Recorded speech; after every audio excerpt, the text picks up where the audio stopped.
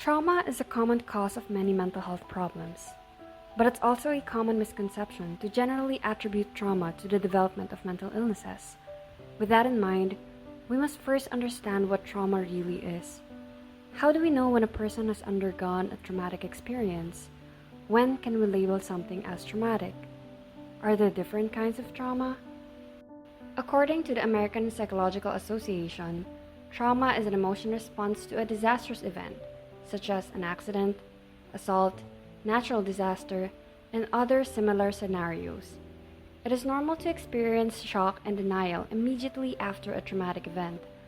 Long-term effects of trauma may include erratic emotional outbursts, flashbacks, diminished quality in relationships, and physical symptoms like headache or nausea.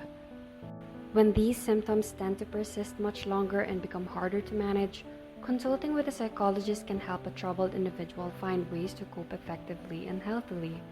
Allowing oneself to process and normalize emotions that tend to be overwhelming is among the many possible coping strategies.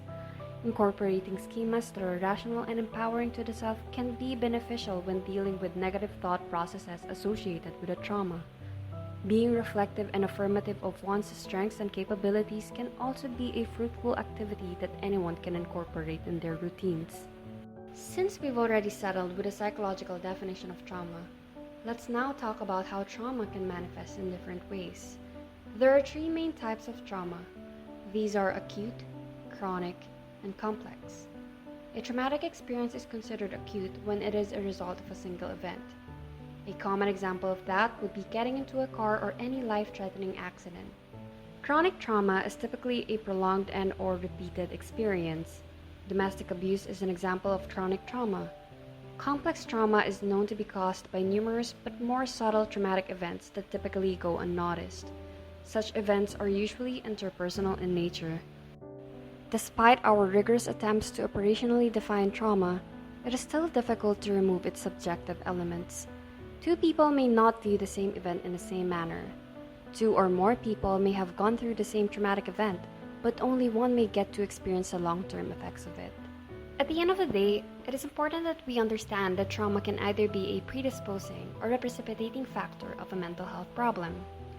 One can simply be at risk of developing a mental illness due to prolonged trauma. One can also immediately experience the effects of a traumatic event upon experiencing it. One may also go through a life-threatening event but has the necessary protective factors or barriers that shield them from going through the aftermath of a trauma. Whether we like it or not, our future will always be unforeseeable.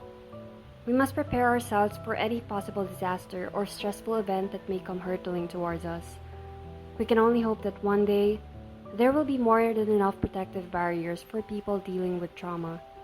And maybe someday, living in this world can be a little less traumatic for everyone.